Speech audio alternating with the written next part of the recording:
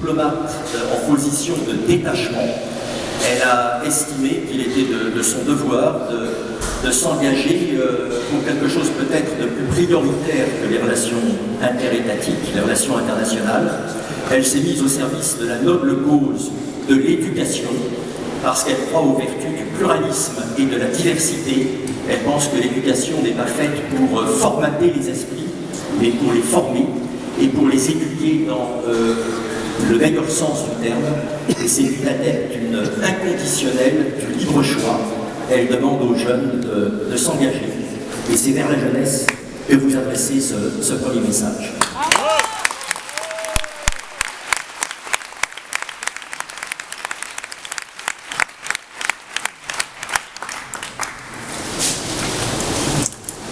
Bonjour à tous.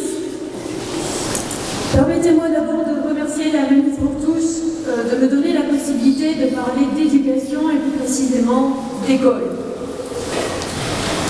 Je me suis engagée pour l'éducation et aujourd'hui, ces quelques minutes, je voudrais que chacun de vous s'engage dans l'éducation et je vais essayer de vous convaincre.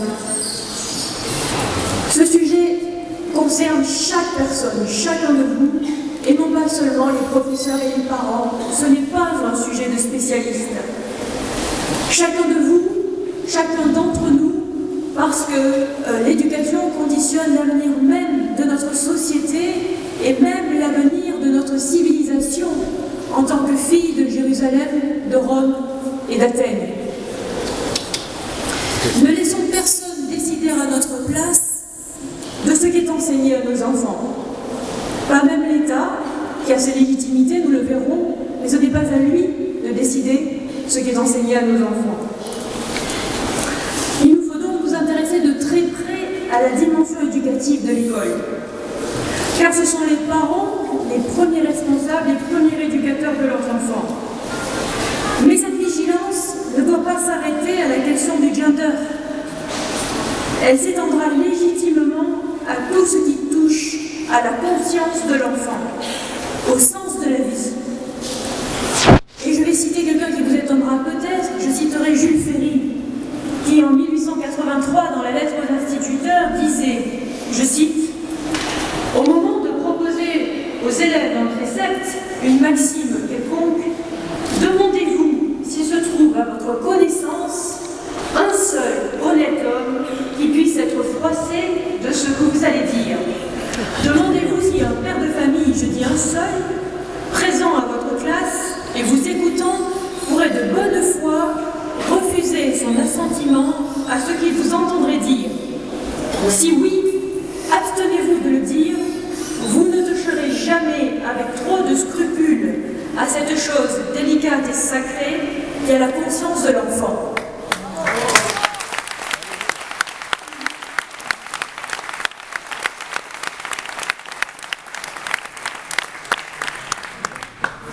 Ne doutons pas de notre légitimité à veiller sur la conscience des enfants.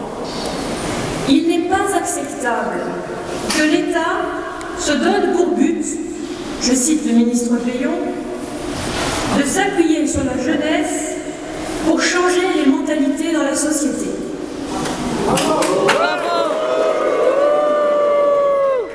Cette prétention de créer un homme nouveau par l'endoctrinement à l'école est tout bonnement totalitaire. Oui.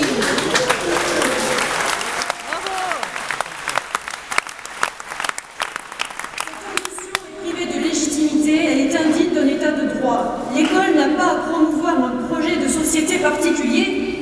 Faire de l'école un outil politique au service du pouvoir est précisément une des caractéristiques constitutives de l'état totalitaire.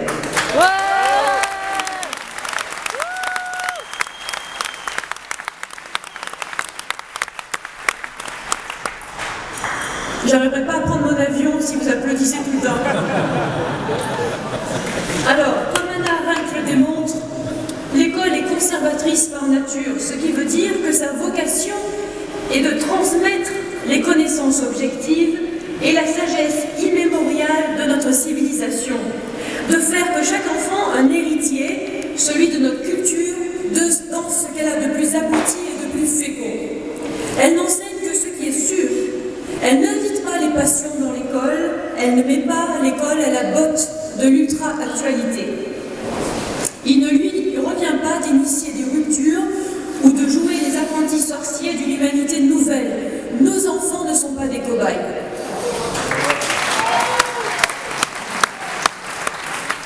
Mais notre responsabilité comme parents ou comme citoyens ne s'arrête pas là. Elle ne s'arrête pas à la dimension éducative de l'école. Elle concerne aussi l'instruction. Et même là, ce n'est pas une affaire de spécialistes. Le gender nous a arrachés à la torpeur. Nous accordions une confiance a priori à l'État, à l'institution scolaire sous contrôle étatique. L'affaire du gender nous a montré qu'il y avait matière à bras d'inventaire.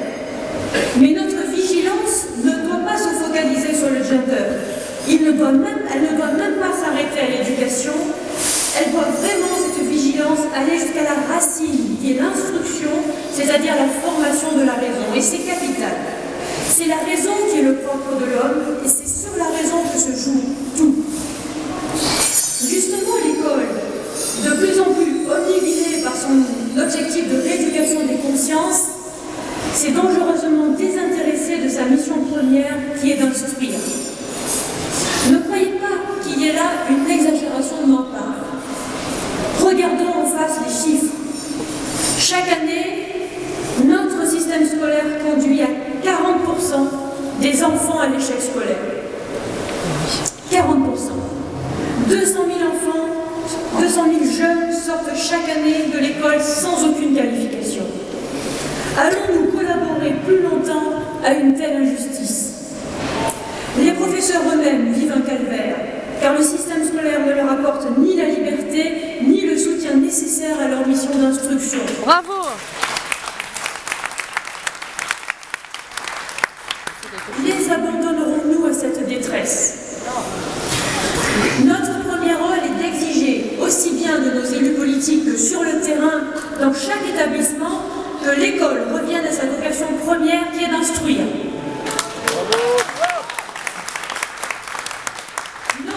L'école n'est pas là pour arracher l'élève à tous les déterminismes, familial, ethnique, social, intellectuel, contrairement à ce que prétend Vincent Payon.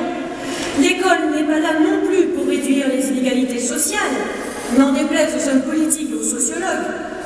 Nous, parents et citoyens, nous devons exiger du pouvoir politique qui cesse d'instrumentaliser à des fins politiques, à des fins qui ne sont pas les siennes.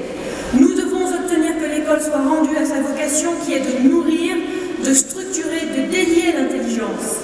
L'école n'a pas à s'ingérer dans les consciences des enfants.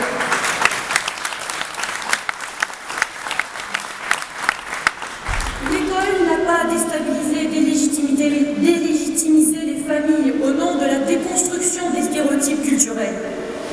C'est en